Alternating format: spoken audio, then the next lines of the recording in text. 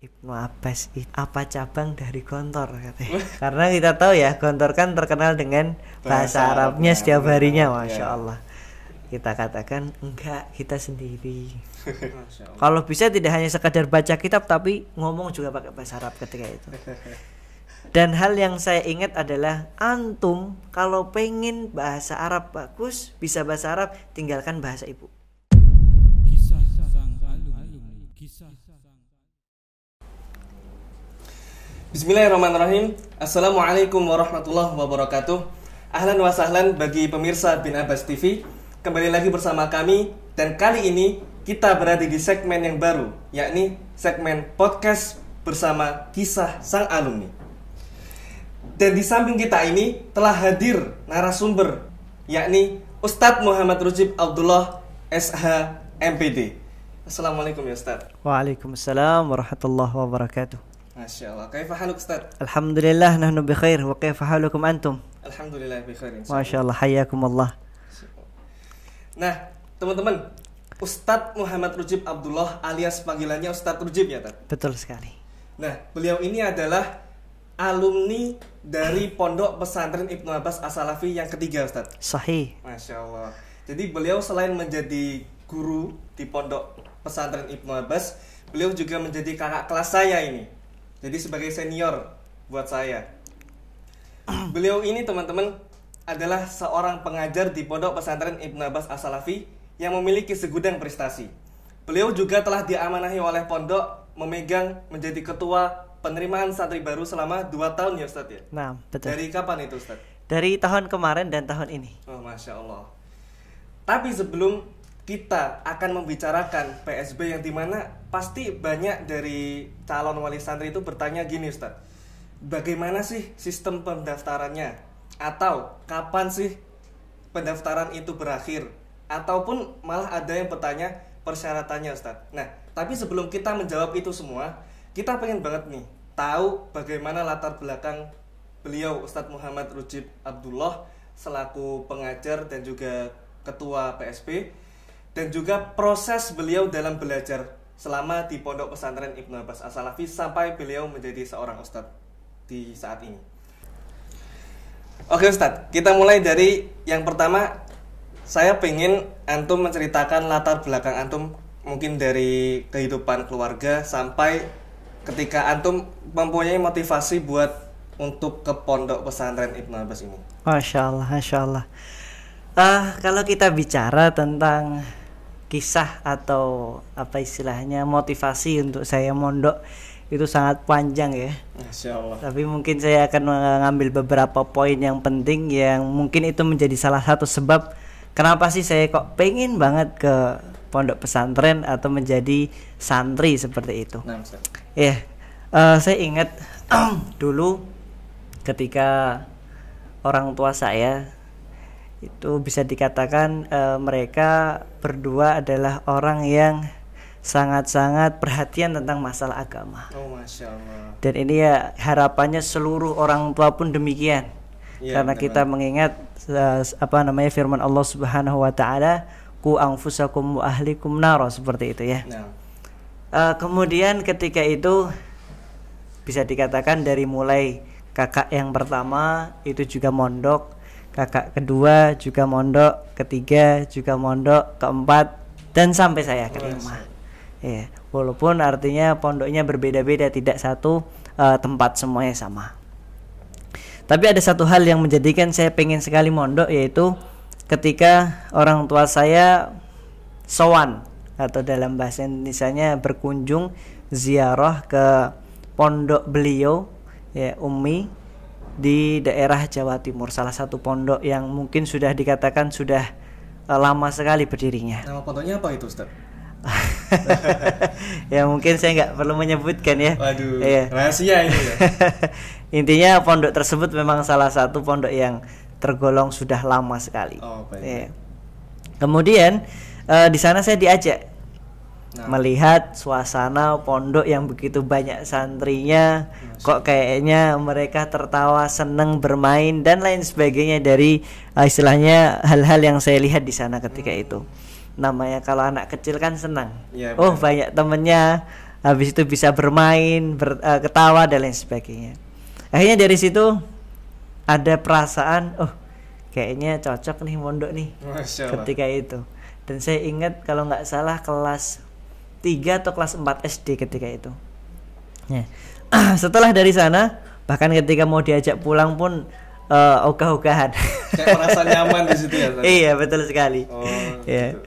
Akhirnya ya sudah, tetap yang namanya udah waktunya pulang, akhirnya pulang ketika itu. Kemudian kisah ini terus berjalan sampai pada kakak saya yang nomor 4 ketika itu mau lulus SD, otomatis mau kemana lagi nih? Akhirnya dipondokkan di dekat rumah kakek di daerah Purwodadi sana. Alhamdulillah diajak, sering mengunjungi, dan saya lihat kok kakak saya ketika di mondok juga senang-senang juga, Masya Allah.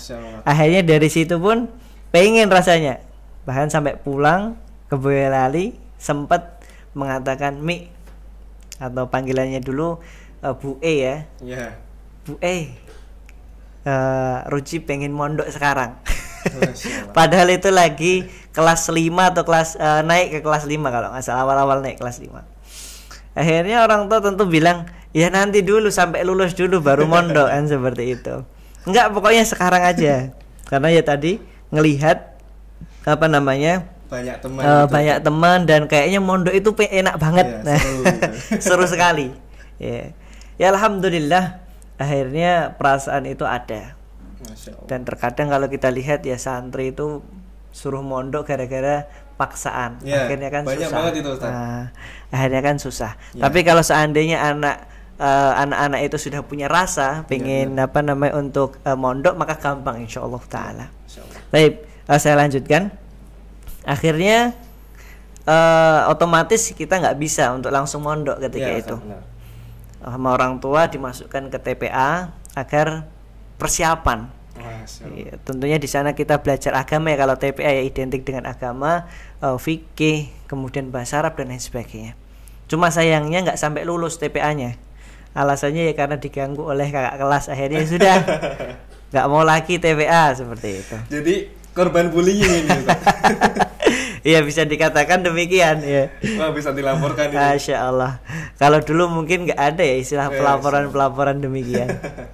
Akhirnya ya sudah berjalannya waktu, kemudian dan satu hal yang saya ingat, Masya Allah, jazahumullahu khairan katsiran, kakak saya yang kedua dan juga suaminya, setiap ada event perlombaan, khususnya lomba pidato, itu saya selalu diajak. Masya Allah. Selalu didaftarkan, betul. Selalu didaftarkan. Dan ketika itu lombanya di Jogja atau kadang di Solo. Sampai izin sama SD sama sekolah saya dulu untuk bahwa Rusip izin untuk mengikuti perlombaan pidato. Masya Allah. Dari situ akhirnya pengen lagi, oh kayaknya butuh nih kita belajar agama. Benar banget. Nih. Dan bahkan kakak saya, Masya Allah, cara untuk berdakwah di keluarga luar biasa, yaitu dengan cara TV itu di stop, acara TV, keren. tapi diganti ketika itu masih zamannya kajian pakai VCD. Zaman itu. Akhirnya ya sudah, tayangan TV di-cut, kemudian diganti kajian, dan setiap hari kita hanya mendengar cuma kajian. Jadi saya ingat kajian yang masih membekas dalam hati itu, kajiannya Ustadz Abdul Hakim bin Amir Abdad hafizahullah ta'ala, tentang masalah tauhid ketika itu. Keren. Dan juga Ustadz Yazid Ibn Abdul Qadir Jawas hafizahullah ta'ala pun juga ketika itu juga ada kajiannya tentang masalah birrul walidain kalau nggak salah ketika itu. Tapi kalau untuk versi VCD itu masih terbatas ya Ustadz ya? Terbatas sekali, harus beli kan gitu. Jadi kadang satu VCD itu diulang-ulang itu aja. Sampai kakak Ana baru datang dari Jogja, karena memang kerja di Jogja, baru ada VCD baru. Gitu. Itu sampai lulus, alhamdulillah. Kemudian dan beliau juga punya andil yang sangat luar biasa. Ketika kakak saya yang tadi yang keempat ya, itu udah lulus SMP, kemudian pengen melanjutkan. Akhirnya dicarikanlah oleh beliau dan dapat pondok pesantren Imam Bukhari. Masya Allah, Imam Ya. Bukhari. Dan ketika itu sebelum masuk saya juga diajak survei melihat kondisi pondok Imam Bukhari, dan saya pun akhirnya tambah senang lagi. Senangnya apa? Ketika itu selagi melihat-lihat ternyata ada, wallah alam apakah santri atau pegawai atau seperti apa lagi di kantor dan nonton kartun Habil dan Qabil ketika itu. Namanya anak kecil ya, mandang kita anak kecil, akhirnya diajak nonton. Wah, kayaknya mondok tambah seru ini kan gitu. Tertarik dengan seperti itu ya. Iya, akhirnya ya sudah selesai dari sana, mau lulus, akhirnya suami daripada kakak saya pun juga mencarikan mana sih pondok yang sesuai dengan manhaj salaf, kemudian juga tentu biaya yang terjangkau yang bisa kita untuk membayarnya. Ketika itu saya diberikan dua pilihan. Satunya adalah di Ibnu Abbas ini dan satunya salah satu pondok di Jogja. Mana itu? Iktisam ketika itu. Oh, Masya Allah. Ya, akhirnya ketika di sana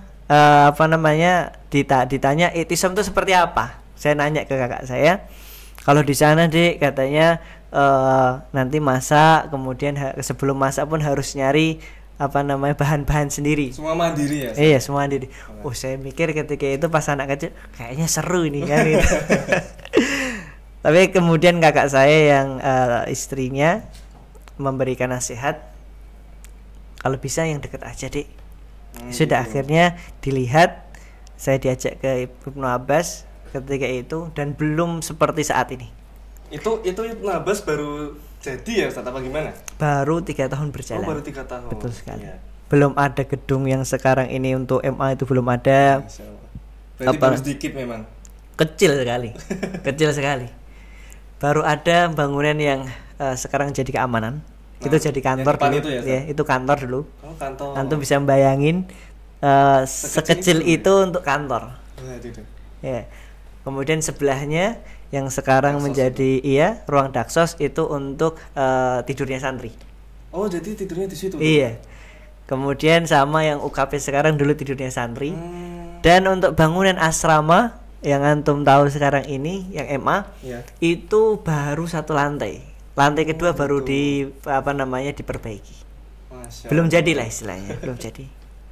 Masya Allah, artinya dalam kondisi demikian dulu ya mungkin bisa dikatakan hanya 100 mungkin ya santrinya. Santrinya 100. Itu dari MSB saja. Dari MSB aja belum ada MA-nya kan gitu. Ada. Iya. MA belum ada. Dari mulai kecil seperti itu, aula belum ada, dulu masih batu-batu semuanya. Ya, dan juga untuk lab itu dulu untuk kelas, lab komputer. Iya. Itu kelas. Dan ustadznya di dalam ketika itu 1, 2 ada sekitaran 5 yang ada di dalam. Siapa aja Ustaz? Ketika itu ya Masya Allah ada Ustadz Azhar Rabbani. Masya Allah. Kemudian ada Ustadz Juli Hafizahullah Ta'ala, Juli Darmawan. Wah, kayaknya saya nggak kenal ini. Iya, sekarang beliau Masya Allah sudah menjadi wakil mudir. Masya Allah. Kemudian ada juga Ustadz Jabir Hafizahullah Ta'ala, sekarang beliau juga di Lombok. Beliau asli Lombok juga. Kemudian ada satu lagi di sini itu saya lupa namanya karena ketika saya masuk beliau keluar. Jadi belum sempat Ustadz Burjan Hafizahullah Ta'ala, belum sempat saya lihat beliau sudah keluar. Dan Masya Allah cerita tentang beliau kalau di masyarakat banyak sekali. Ya, Masya Allah, wala uzaki 'alallahi ahad. Kembali kepada apa yang menjadikan motivasi saya ya tadi, yang pertama bahwa saya itu senang ya dulu ikut-ikut lomba seperti pidato dan lain sebagainya. Kemudian juga karena sering diajak ke pondok melihat situasi pondok.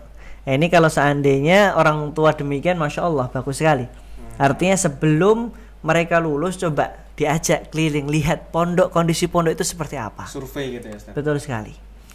Karena dari situ anak ketika melihat kok enak sekali, bagus sekali, benar. Akhirnya punya keinginan tanpa perlu orang tua harus memaksa.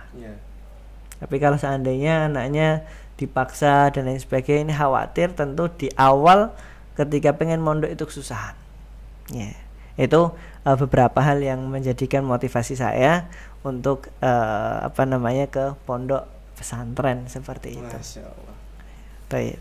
Jadi memang sebenarnya tuh peran orang tua untuk menanamkan rasa cinta di pondok itu memang penting ya, Ustaz? Penting sekali. Ya, Keren. penting sekali. Dan itu saya harapkan orang tua semuanya demikian. Artinya ajak anak-anak melihat. Iya, benar banget. Jangan ke pantai terus. Tapi sekali-kali ke taman surga lah. Benar-benar kita lihat kondisi pondok itu seperti apa. Akhirnya nanti anak akan memilih, oh saya besok mau ke pondok ini Iya, benar. Entah itu ke Ibnu Abbas, monggo silahkan, ahlan wa sahlan. Berarti tanpa ada paksaan biar Tanpa anak itu ada seneng paksaan, gitu. betul sekali. Mirip sih kayak saya tuh dulu juga gitu, ketika saya itu kelas 5, ya itu kayak menarik gitu loh. Kenapa kan saya sering ikut lomba dan alumni Ibnu Abbas tuh banyak tuh yang ikut lomba sama saya. Jadi itu tertarik, wah Ibnu Abbas tuh kayak gimana gitu. Masya Allah. Ternyata Masya Allah seperti ini. Terus kesan pertama antum ketika sudah masuk pondok nih, kan udah resmi menjadi santri, kesan pertama antum bagaimana? Apa pernah ngerasa gak betah gitu, pengen keluar gitu? Mungkin pertama kali yang saya rasakan adalah seneng. ya, itu pasti. Artinya gini, kalau orang ketika ditinggal orang tuanya nangis dan sebagainya, ketika itu saya nggak nangis, malah seneng. Artinya banyak temannya dan lain sebagainya. Hanya saja ketika itu sempat nangis itu gara-gara setiap ingat sama orang tua, ingat sama umi terutama.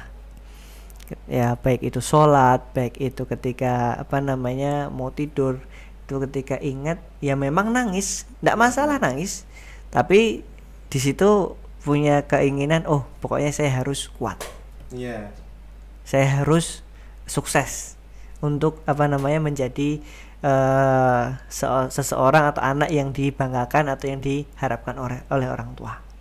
Dan satu lagi yang bikin saya nangis itu ketika jemputan untuk pulang itu nggak datang. Khawatir ini Abi Umi kemana betul sekali. Dan ketika itu memang orang tua saya nggak mungkin untuk menjemput, tapi kakak saya yang menjemput. Jadi udah waktunya pulang, yang lainnya udah dijemput, ternyata belum sendiri. Wah, itu udah mulai khawatir, nangis dan lain sebagainya. Yang namanya anak-anak ya demikian. Walaupun ya hakikatnya ya tetap datang jemputannya gitu. Cuma pas ditelepon katanya kok pagi, ternyata siang atau sore, itu kan menjadikan was-was ketika itu. Khawatir kenapa ya. Tuh, apalagi pas saya berani ngebis sendiri itu kelas 3 SMP, baru kelas 3 SMP. Kelas 1, kelas 2 belum berani, masih istilahnya antar jemput. Dan ketika itu HP nggak seperti sekarang gampang. HP masih susah, masih tulalit monokrom HP-nya. Belum seperti sekarang, Masya Allah, sudah luar biasa canggihnya, berbagai macam. Betul. Dan paket itu kan dulu adanya cuma paket SMS, paket telepon dan seperti itu. Dan ini pun mahal-mahal ketika itu, nggak seperti sekarang murah-murah. Itu yang jadikan mungkin rasa kangen kita itu lebih banget kepada orang tua, nggak seperti sekarang. Dikit-dikit ya tinggal video call ngelihat orang tua selesai, nggak seperti itu dulu. Gampang banget ya. Betul sekali. Tapi malah justru yang kayak gitu bikin santri kita itu malah kayak nyepele kan. Alah apa sih itu, nggak penting malah kan gitu. Artinya ketika kita ini tadi rasa kangen sama orang tua, rasa ingat sama orang tua, menjadikan motivasi kita lebih kuat lagi. Nah, ini juga mungkin nasihat ya buat para orang tua. Jangan terlalu lah, artinya pasrahkan, karena mereka berada di tempat yang baik. Gitu. Jadi jangan dikit-dikit telepon, malah sekarang itu orang tuanya yang kangen sama anaknya, bukan anaknya lagi yang kangen sama orang tua. Wallahu a'lam bishawab. Masya Allah. Terus ini Ustaz, ketika antum nyantri di sini kan pasti ada tahapan-tahapan belajarnya Ustaz. Kan nggak mungkin lah kita baru datang kelas 7 udah bisa semuanya, nggak mungkin. Nah, selama antum nyantri berapa Ustaz? 6 tahun ya? Iya, 6 tahun. 6 tahun di sini, Masya Allah, dari MSW sampai MA berarti. Iya. 7 tahun sama 7 tahun. Oh iya, pengabdian. Itu ada nggak sih kendala belajar selama antum nyantri itu? Kendala belajar pasti ada. Iya, benar. Kendala belajar dimanapun pasti ada. Dan ketika itu saya ingat namanya anak-anak ya, masih kelas 1, saya pengennya cuma main-main toh. Saya cuma pengen main-main aja, malam ya kadang belajar kadang enggak. Kemudian juga ya yang penting, dan saya ingat kakak kelas ketika itu bilang, penting kamu itu paham pelajaran di kelas. Oh gitu. Pokoknya paham dulu, adapun di luar kelas mau murojaah atau enggak itu urusan nanti. Dan benar, saya coba praktekkan demikian apa yang kakak kelas katakan. Ya alhamdulillah Allah mudahkan dalam belajar. Walaupun tentu apakah langsung bisa baca kitab ya enggak. Artinya butuh proses waktu yang panjang, apalagi ilmu bab-babnya kan juga berlevel-level, nggak mungkin langsung semuanya kasih satu kan. Ya. Dan ketika itu memang masih ada yang namanya idat duat sama idat lugawi. Program jadi itu sebelum nyantri ya Ustaz? Enggak, artinya gini, ketika saya masuk SMP, MSW di sini, itu pondok punya program idat lugawi dan idat duat. Ini gitu. Untuk memang bapak-bapak. Ya, orang-orang yang sudah tua. Saya ingat ada yang bahkan umurnya sudah 30-an lebih. Dari Kalimantan juga ada. Jauh-jauh ya? Jauh-jauh. Karena memang kalau kita melihat sejarah Ibnu Abbas itu sebelum adanya formal sudah ada, hanya saja sifatnya seperti mulazamah. Oh gitu. Di masjid belakang itu Ustaz? Iya, di masjid. Masjid Baitul Mustafa, yang disitulah mulai istilahnya ada KPM walaupun belum secara formal seperti itu. Gitu. Ya, kalau ditanya alumni keberapa, ketiga secara formal. Iya, benar. Tapi kalau kita bicara nggak ada formal, mungkin udah ada alumni yang banyak yang sudah masya Allah luar biasa. Iya, seperti itu. Karena kita resmi di tahun 2006 kalau nggak salah Ibnu Abbas ketika itu. Itu MSB-nya? Iya, resmi ada SMP, ada program formal itu 2006. Oh gitu. Saya masuk 2008. Masya Allah. Ya. Nah, ketika itu saya tentu belajar sama kakak kelas, sama yang lebih tua. Saya ingat juga, padahal ya mungkin bisa dikatakan belum bisa baca, tapi dengan PD-nya minta suruh nyimakin, udah bacaannya seamburadul nggak masalah. Bacaannya salah nggak masalah, bahwa sering itu salah, ini gini-gini, karena mereka yang sudah tahu ilmunya. Kayak kita masih pakai perasaan aja ketika itu. Pokoknya baca gitu aja. Pokoknya ini kayaknya A ya, A gitu. Iya, sahih, benar. Dan ketika itu saya ingat sama Al-Akh Ustadz Muhammad Amrullah hafizahullah ta'ala. Dan sekarang Masya Allah saya kalau ada kontaknya pengen banget menghubungi beliau. Saya juga diberikan, sebelum beliau lulus itu diberikan beberapa buku kitab-kitab dari beliau, Masya Allah. Seperti itu. Berarti dulu itu pas antum kesini tuh emang pondok sudah full bahasa Arab Ustaz? Kalau dikatakan full bahasa Arab belum. Kitabnya? Kitabnya iya, kalau kitabnya jelas. Dari artinya dulu berarti, Ustaz? Iya, kalau artinya kalau dari segi muhadatsah atau percakapan mungkin belum ketika itu.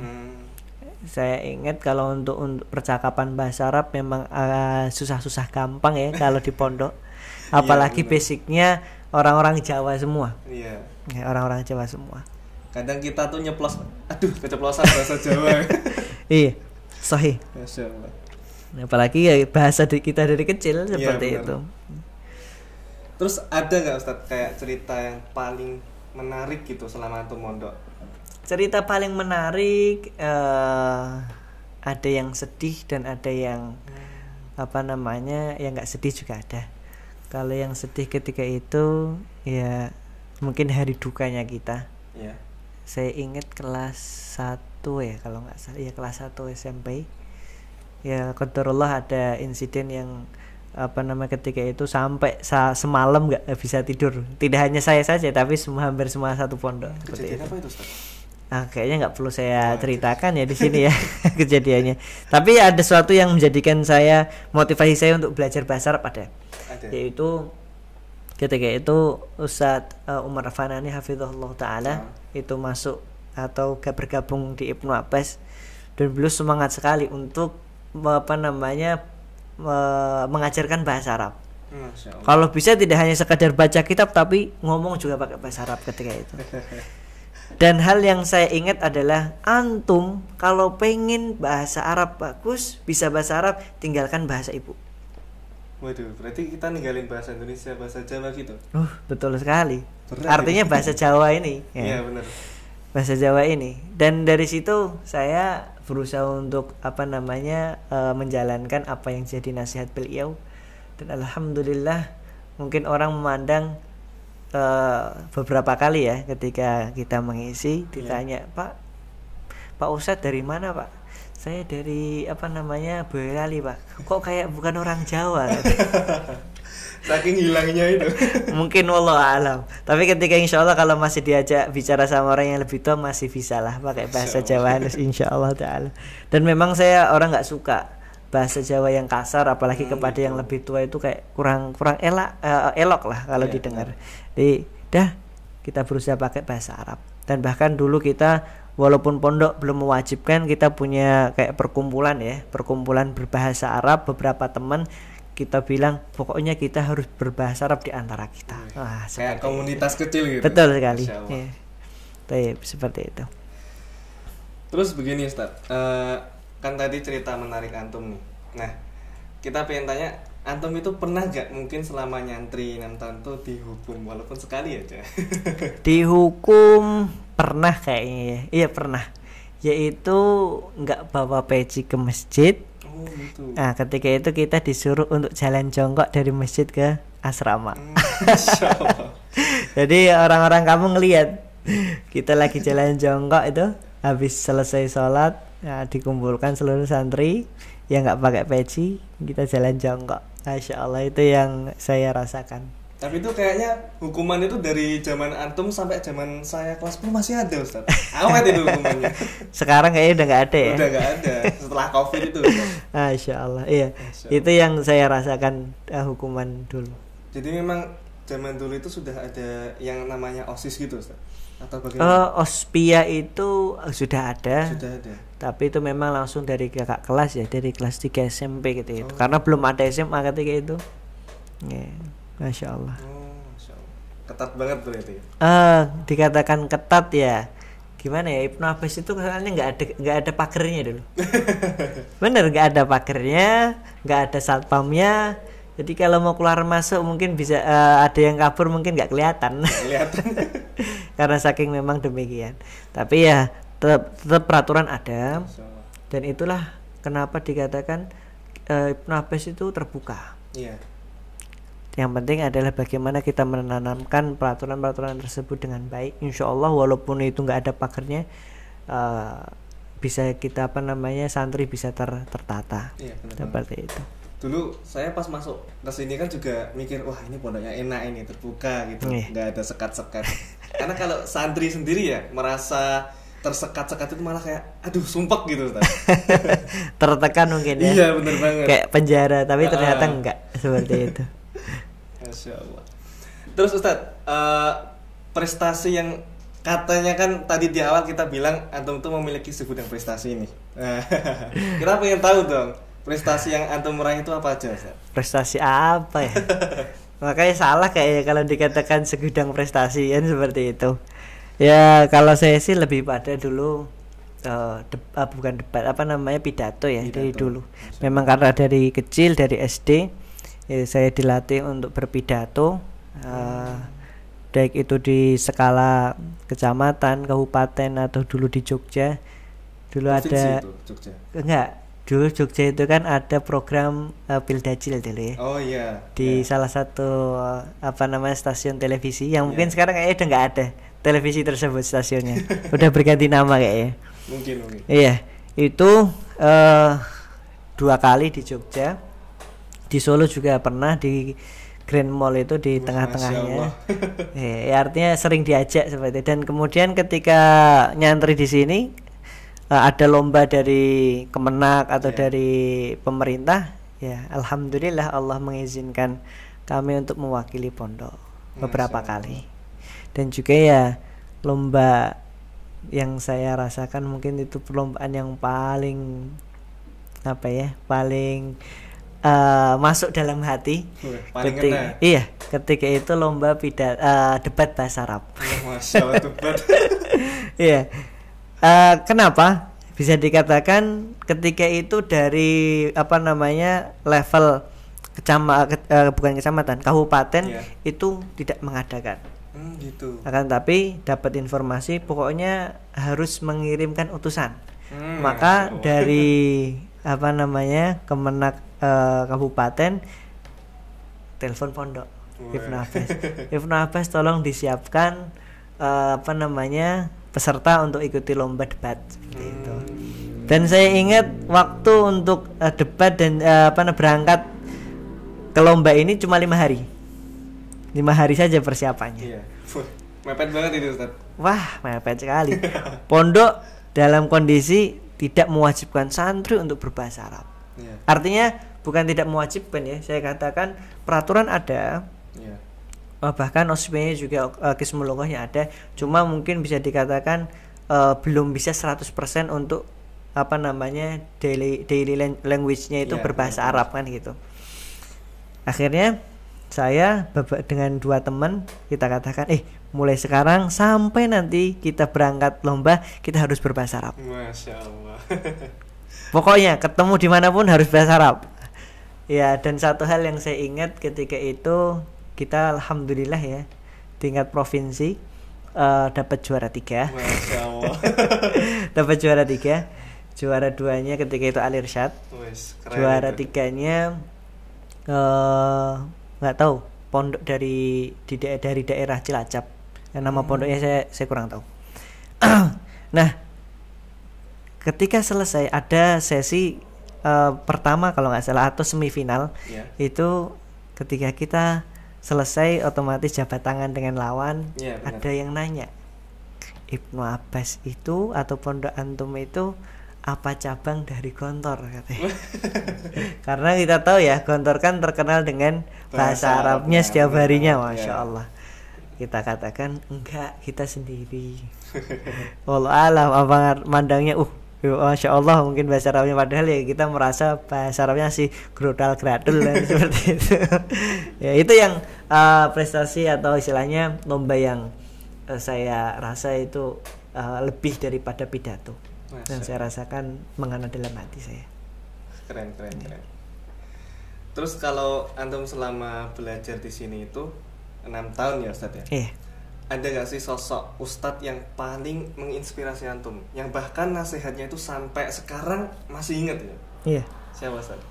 Kalau nasihat yang sampai sekarang saya ingat ya tadi, saya yang menjadikan saya dan saya suka untuk berbahasa Arab. Ustadz Umar Yaitu Ustadz Umar Al-Fani hafizahullah taala. Ya. Dan wallahu a'lam apakah memang ya qadarullah ketika saya selesai dari lomba itu, saya pengabdian diberikan amanah untuk menjadi Mas'ul Qismul Lughah. Masya Allah, keren ini. Padahal saya spianya ketika itu dari awal sampai akhir di Qismul Ibadah ketika itu.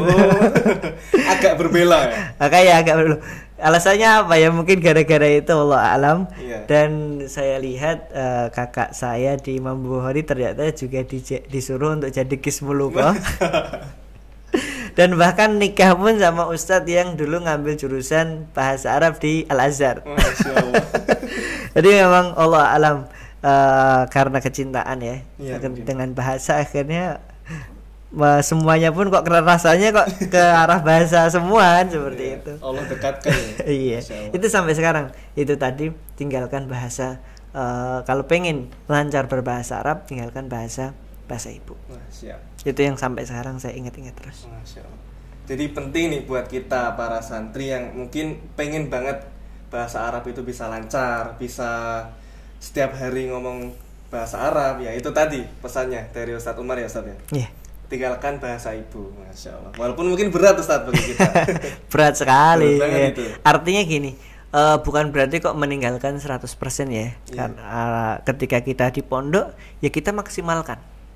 Tapi kemudian ketika kita pulang di rumah ya silahkan, Iya, karena kembali memang seperti ada sebuah semula. porsi yang kita harus berikan seperti itu. Ya benar banget.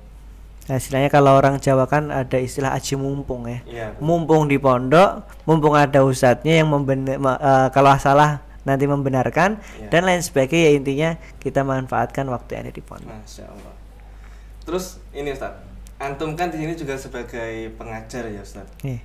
Kira-kira menurut antum apa sih perbedaan cara belajar santri sekarang, adabnya mungkin atau apanya, sama santri pas antum dulu mondok Ustaz? Masya Allah. Iya, kalau bicara tentang santri dulu dengan santri sekarang, saya kalau boleh mengatakan semuanya itu kembali kepada bagaimana orang tua ya. Itu kembali kepada orang tua sebenarnya. Nyatanya pun ada orang tua yang walaupun di zaman sekarang bisa menjadikan seperti anak santri-santri di zaman dahulu juga ada. Tapi memang semuanya perlu dengan juhud atau perlu adanya istilahnya perjuangan dan juga dampak, artinya melihat kondisi ya. Karena ada eksternal dan internal juga yang menjadikan seorang santri itu berubah. Tapi saya lihat memang santri zaman dahulu dengan santri zaman sekarang bisa dikatakan berbeda. Kalau santri zaman dahulu, anak ingat SPP kita itu kalau nggak salah 250 baru awal masuk. Baru awal masuk loh ya. Itu 250 apa aja itu? Ya, ini makanya kalau zaman dahulu lauk itu kerupuk. Kerupuk sambal sayur dah. Kerupuk sambal sayur. Kalau sekarang kan antum mungkin merasakan ya udah berbeda sekali. Udah Masya Allah, dah tempe, tahu, ayam, lele dan lain sebagainya. Nggak seperti dulu. Dan bahkan menu spesial bisa dikatakan menu spesial zaman dulu ketika itu 1 minggu sekali. Apa itu Ustaz? Itu pun lele. Masya Allah. Dan 1 pekan sekali itu. Iya, dan saya ingat minyak yang setelah goreng lele itu digunakan untuk goreng kerupuk, akhirnya kerupuknya rasa lele. Saya masih ingat. Jadi kadang nggak makan, kadang nggak makanan. Ya kondisinya demikian. Makanya sampai ketika pulang itu kok dikatakan masih kurus-kurus saja. Ya gimana lagi? Ya kalau orang tua zaman dahulu bilangnya nyantri itu perlu prihatin. Artinya ya hal yang biasa. Karena belajarnya mungkin dikatakan banyak tapi makannya mungkin sedikit, seperti itu. Kebalikan sama kayak sekarang. Sekarang makanya banyak. Malah balik-balik semakin gendut gitu. Masya Allah, ya. Itulah perbedaannya. Jadi memang kita ngerasa ya dengan porsi yang demikian. Artinya tidak semewah di zaman sekarang. Padahal kalau kita lihat 250 sekarang berapa? 500. Jaraknya sedikit. Benar. Dengan kondisi waktu yang zaman sekarang. Tapi kenyataannya luar biasa, Pondok Ibnu Abbas itu memberikan yang terbaik. Ya berusaha memberikan yang terbaik untuk santri-santri. Enggak seperti dulu. Saya ingat juga saking banyaknya kerupuk yang saya makan. Artinya seringnya kerupuk yang jadi lauk. Itu pernah suatu ketika makan 1 aja itu sudah pusing. Sudah ngerasanya enak. Overdosis. Ya mungkin demikian. Overdosis. Saya ingat betul. Akhirnya apa? Ketika lauk kerupuk yang kecil-kecil, saya nggak makan. Gitu. Mending saya nggak makan. Ya gimana lagi? Benar. Daripada nggak enak, akhirnya dibuang, ya akhirnya nggak makan. Itu. Kalau zaman sekarang itu tadi mungkin bisa dikatakan zaman dulu digembleng habis-habisan, dan hal yang biasa ketika ada yang melanggar kemudian dihukum. Kayak ya fisik, push up dan sebagainya, itu hal yang biasa kalau kita lihat di zaman dahulu. Kalau sekarang kan dikit-dikit mungkin orang tua akan melaporkan, dikira bahwa itu seperti militer dan lain sebagainya. Ya saya rasakan itulah. Dan dampaknya ketika kita belajar ya mau nggak mau harus semangat, harus serius, nggak boleh ngelanggar. Dan akhirnya rasa untuk berjuang itu masuk dalam diri kita. Ngeluarin effort lebih. Wallah alam bisawab. Terus gini kan antum sudah 6 tahun ya di sini, plus pengabdian jadi 7 tahun. Kenapa kok antum masih mau melanjutkan ke ilmu agama lagi gitu? Iya, Masya Allah. Kenapa ya kalau ditanya? Ketika itu di dalam pikiran saya nggak ada yang saya inginkan kecuali agama. Masya Allah. Ya salah satunya karena mungkin perlombaan-perlombaan yang saya ikuti adalah perlombaan agama. Walaupun ada sekali, saya ingat sekali disuruh ikut mewakil lomba lari. Antum nggak bakalan percaya dengan kondisi saya yang sekarang. Ya, dengan dulu itu berbeda. Iya. Saya masih ingat 3 tahun kalau nggak salah berada di angka bukan 3 tahun lagi. Sampai saya kuliah semester 6 itu Iya. di angka 45 kilogram. Masya Allah. Ada fotonya luar biasa lucu sekali. Kurus sekali. Itu 45. Baru di tahun-tahun terakhir ketika skripsi nambah sampai sekarang ini. Alhamdulillah. Nggak tahu ini apakah nikmat ataukah nikmah Allah alam ini. Naudzubillah tsumma naudzubillah. Artinya apa namanya? Apa tadi yang kita bahas? Sampai lupa. Ini apa tadi? Oh ya, kenapa milih Iya. agama lagi? Ketika itu nggak ada lagi yang saya pikirkan kecuali saya harus ngambil agama. Masya Allah. Dan alhamdulillahnya saya masih punya rasa untuk pengen belajar. Iya. Ini yang mungkin kadang dari anak-anak Ya. pengennya selesai nanti kerja, Ya, selesai benar, dan sebagainya. Saya pikir ketika itu enggak. Orang tua saya dari dulu sampai sekarang mengatakan bahwa belajar itu bukan dikatakan sebagai orang yang pintar, Iya. tapi apa untuk mengangkat bodoh. Dan tolong nanti kalau Dek Rujib udah punya ilmu, ajarin Umi atau Abi. Masya Allah. Itu yang menjadikan motivasi untuk terus belajar agama. Jadi memang agama itu adalah kita yang butuh ya Ustaz ya? Kita yang butuh. Iya, benar. Iya. Dan tadi dari dulu nggak pernah orang tua mengatakan kamu belajar agar jadi kerjaannya gampang, agar kamu dapat uang yang banyak, dan enggak. Tapi kamu kuliah, kamu belajar, yang penting tidak seperti Umi, tidak seperti Abi, dan agar mengajari, ketika sudah punya ilmu mengajari Abi dan Umi. Udah itu, nggak pernah yang lainnya. Berarti memang kesimpulannya adalah penanaman sejak dini ya Ustaz ya? Penanaman sejak dini, dan juga apa sih orientasi kita. Iya benar. Karena ya kita ingat ya, seorang ketika dalam sebuah hadis, ketika tujuannya adalah akhirat, dunia yang datang Iya, kepada benar dia. banget itu. Nggak usah lagi mikir-mikir dunia, tapi dunia yang datang insya Soalnya. Allah. Ya, seperti itu. Masya Allah. Kenapa orang tua itu harus memilih Pondok Ibnu Abbas As-Salafi? Artinya di luar ada kajian-kajian. Sekarang pertanyaannya, apakah iya anak-anak muda zaman sekarang ditarik orang tuanya ketika mereka sekolah di umum untuk ikut kajian?